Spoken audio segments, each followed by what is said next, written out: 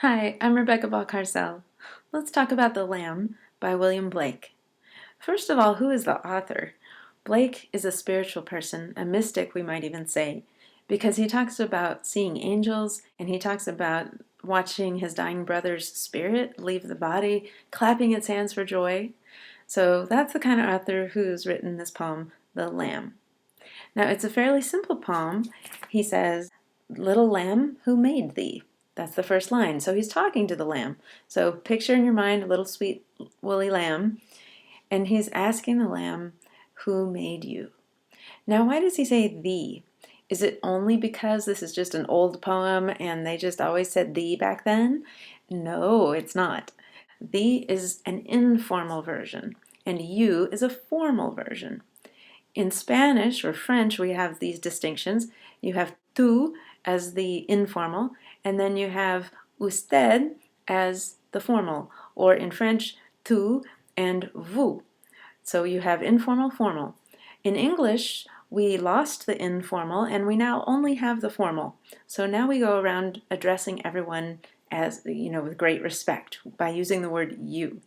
Thee was used to address children or your good friends. So when we talk to the lamb and say, "Sweet little lamb, who made thee?" we're using that informal and familiar version of you. You would be standoffish and formal and too distancing. So he says thee on purpose. So, little lamb, who made thee? Dost thou know who made thee? So do you know who made you, gave thee life, and bid thee feed by the stream and o'er the mead? A mead is like a meadow or a field. Gave thee clothing of delight, so the woolly coat that it wears, softest clothing woolly bright. Gave thee such a tender voice, making all the vales rejoice.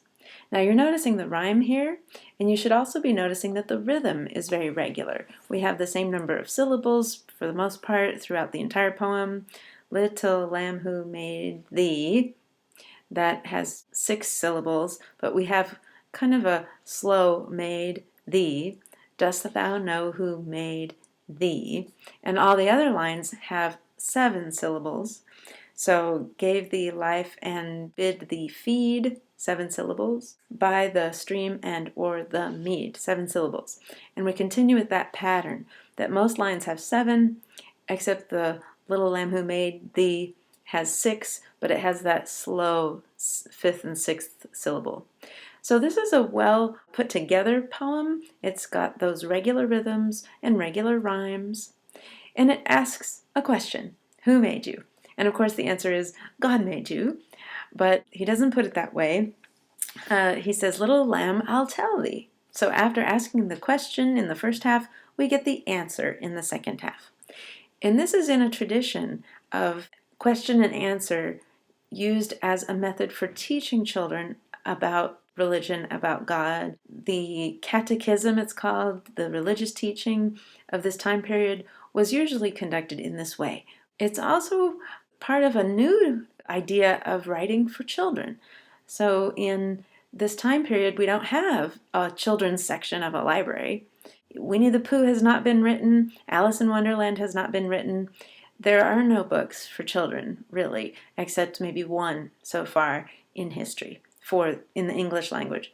Of course, children are told stories verbally all the time. There's an oral tradition of fairy tales and so on. But as far as books, William Blake is putting together a book that has got this section that's all about children. He's at the forefront in this way. All right, so back to the poem. It starts out with the question, who made you, little lamb? And now we get the answer. And the answer is, little lamb, I'll tell thee. Little lamb, I'll tell thee.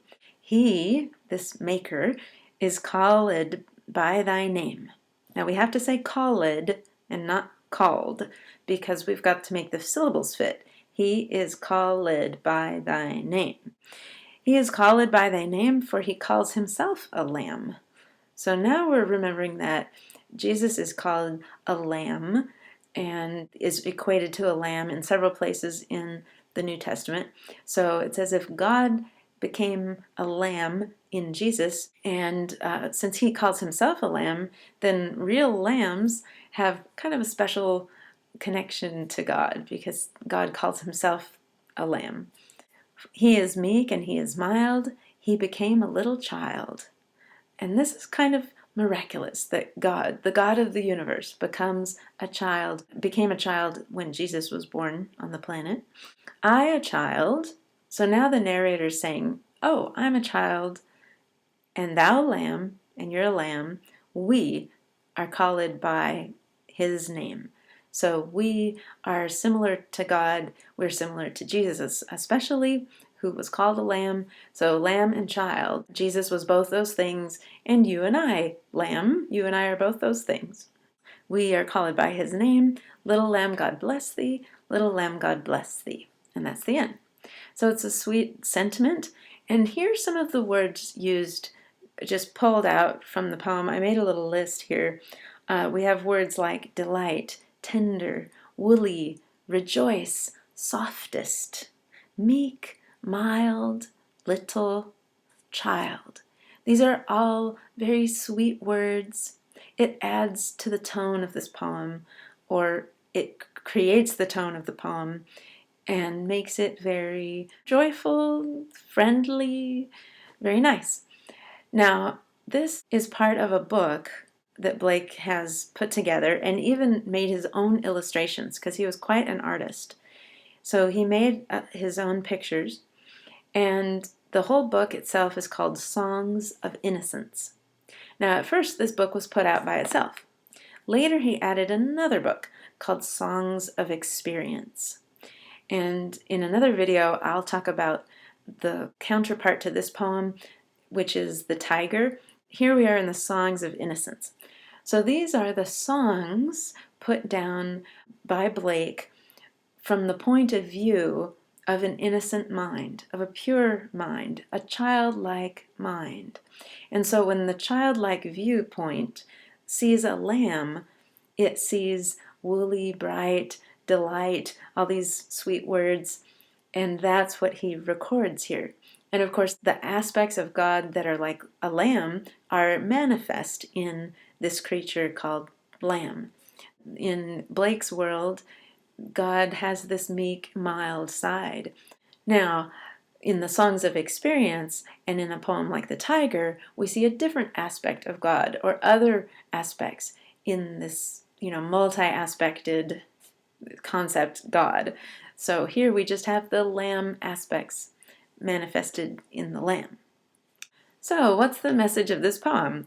Well, God can be lamb-like is one of the things. God created sweet, innocent creatures, and also that if you yourself are in an innocent frame of mind, you can approach God in this way like a friend. You can approach God as you would approach a lamb in a tender, sweet kinship, and that this aspect of God is very mild and sweet. Okay, so I hope you have some enjoyment of this poem here. And if you have ideas of your own about this poem, put them in the comments. And I hope you'll join me for another video.